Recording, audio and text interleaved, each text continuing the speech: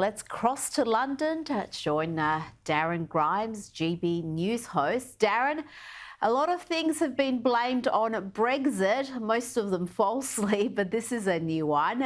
Musician Rufus Wainwright is blaming the failure of his musical opening night on Brexit. The West End show, described by The Telegraph as a pretentious, convoluted mess, was forced to close 2 months early, and there were reports of audience walkouts. But according to Wainwright, it's all due to Brexit. He said, "I do feel that since Brexit, England has entered into a darker corridor where it is a little more narrow in its outlook." Darren, he also said the British audiences had a vitriolic reaction to the European tone of the musical.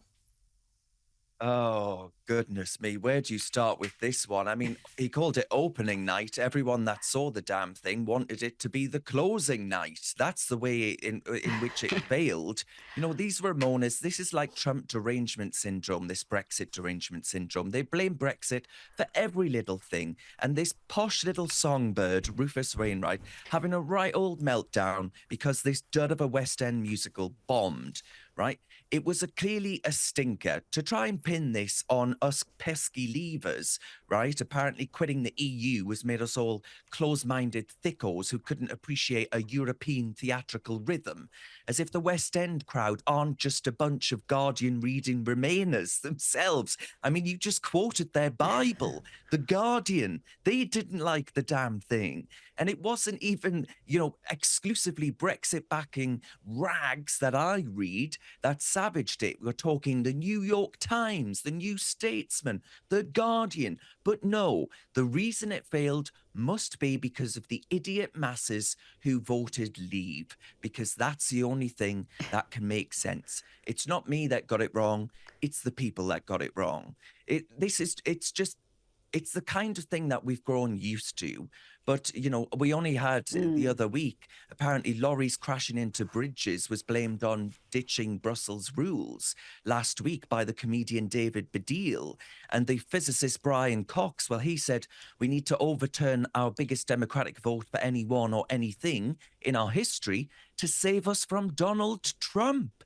I mean, these people have been driven mad by Brexit. They can't accept that 17.4 million people wouldn't actually agree with them on something, and therefore they've lost complete control of the culture of their country. They can't handle it. These celebs and Ramona mates, they think the great unwashed are going against their wisdom in 2016.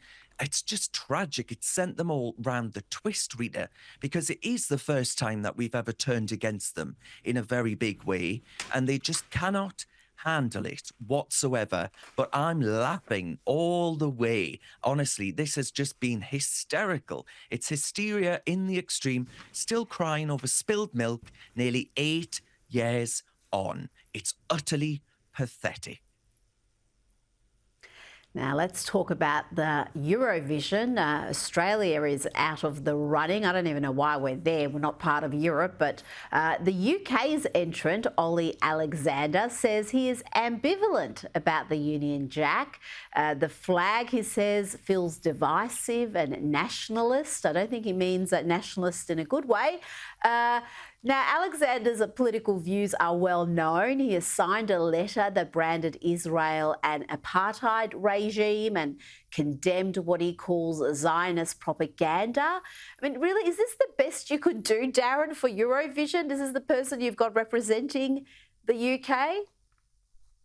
Well, Rita, I'm afraid to say this is what happens when you ask the BBC to organise something, right?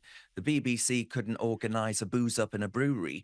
Actually, maybe it could if the booze was anti-Britain, anti-Brexit, anti-Israel, anti a whole host of other things. I mean, his track is called Dizzy this year, Rita. It's spot on because the nation finds this bloke utterly nauseating, right? He stands there and he was promoting this song in a Union Jack bra, all whilst coming up with the most tedious sound bites, these sort of Twitter Tumblr takes on Israel, the Tories, the Union flag.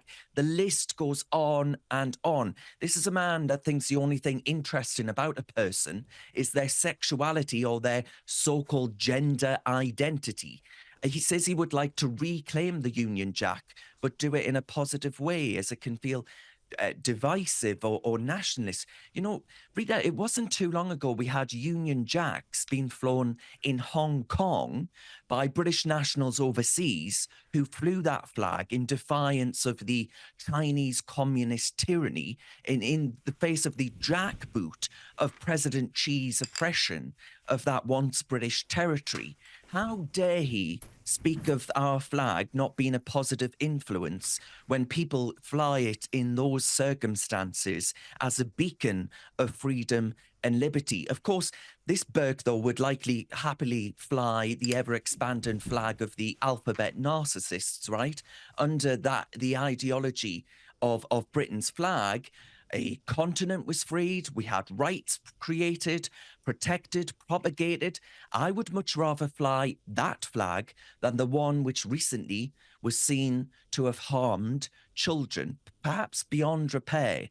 And what it boils down to is that this is the BBC's candidate. The BBC consistently choose acts to represent Britain at Eurovision who are anti-British. It says it all about how they view us, the people that are forced to pay it through our licence fee, with the threat of prison, by the way. And last year, our act was said, she was called May Muller. She said that she hated the country she represents. What is wrong Wow. with these? Yeah, it's insane, isn't it? They are dripping with anti-British sentiment. They hate the West. They cannot stand the flag that they're there to represent.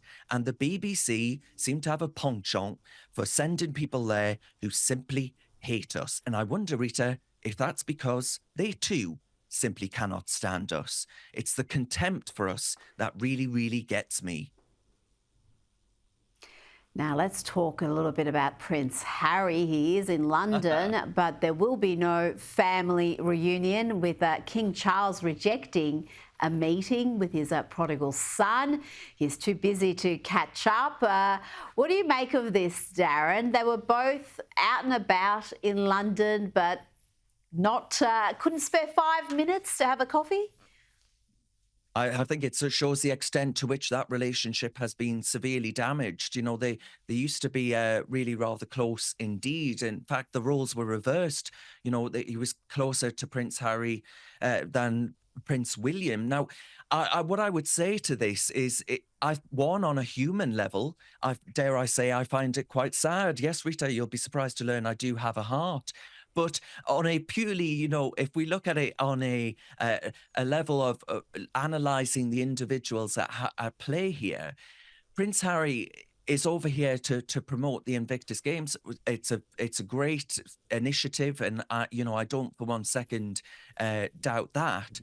But what I would say is, if you've got time to go over to Nigeria and have a Nigerian wax lyrical about how Meghan Markle supposedly has ancient links to that land, and you're talking about how she's a warrior princess, you've got time to do all of these things, but not to meet your father who has cancer. I mean, that to me suggests something really, really quite awful here. You know, they used to be close. Your father, I hope the king is well, but you know, we have Darren, absolutely no understanding of that. I think it's the King who's rejecting this meeting. That's certainly what the Sussex PR machine put out. They're the ones who let the world know that a meeting wasn't going to happen. They put out a statement saying that the King was too busy, and the Duke understands that his father's diary is full. But what's been interesting there, that Jacqueline Magnay reports in The Australian, that as soon as that statement was released, it was counterproductive for Prince Harry, because the talkback lines and readers' comments on newspapers were all full of support for Charles distancing himself from Prince Harry. So it shows you that not only is the King reluctant to forgive Harry, but the British public are in no mood to forgive him either. Oh, undoubtedly true. I mean, the problem here is that he can't be trusted, right? It was private Mm. conversations, it was private encounters that he reported within his book Spare. You know, how can the king possibly meet him and risk finding out in the press that it's been reported what kind of cancer His Majesty has? There could be a whole slew of things. You know, he was really quite vicious about the Queen Consort Camilla. There were so many ways in which Prince Harry overstepped the mark in order to make a couple of quid here and there. Well, more than a couple of quid. He made millions from the advance payment of that boot, let's be honest, and probably millions more since. So I don't think there is any way that His Majesty the King could be safe in the knowledge that any private encounter with his son during this period of illness wouldn't be reported to the press and used as a trinket to actually gain a few more million quid. And isn't that a sad state of Mm. affairs that you can't trust your own child not to sell you out, to rat you out to the press about deeply private matters? It's like having a sort of a microphone with you all the time in the form of your own flesh and blood. How tragic, how betraying must that feel? It's a deeply sad and emotive state of affairs, and I think the nation feels the king's anguish here.